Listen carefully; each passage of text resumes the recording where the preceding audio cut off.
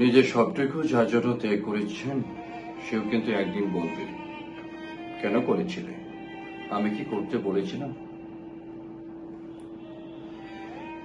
সমস্ত সমস্যায় তার পাশে থাকার পরেও একদিন কিন্তু শুনতে হবেই, আমার সমস্যা আমিই মিটিয়ে নিতে পারতাম, তুমি না থাকলেও চলত।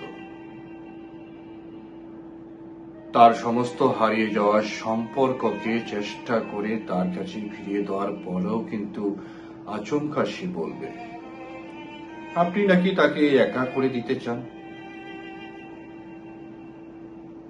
একটা দিন নিজের মতো চাইলেও ব্যস্ততার অজুহাত এসে দাঁড়াবে প্রাচীরের মতো।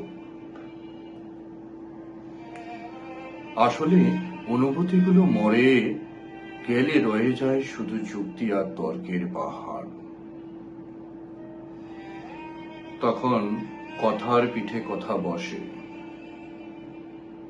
কে ভুল কে ঠিকের লড়াই চলে, কারণ সেই বিশেষ অনুভূতিগুলো তখন মৃত।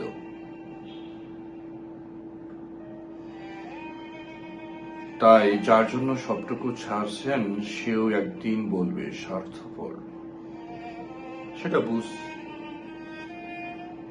সেটা বুঝে নিয়ে ত্যাগ করুন, কষ্ট কম পাবেন। কারণ আমরা মুখে যতই বলি, এক্সপেকটেশন রাখি না, আসলে ভিতরে ভিতরে কিছু চাওয়া তো রয়েই যায়।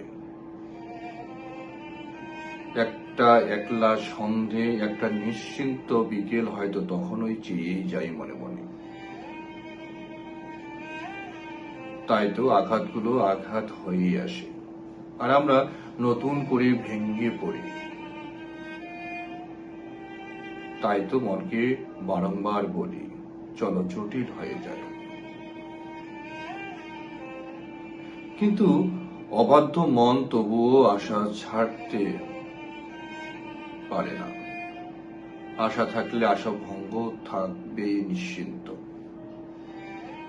জীবনটা ঠিক পাহাড়ের বাঁকের মতো অসম্ভব রহস্যময়।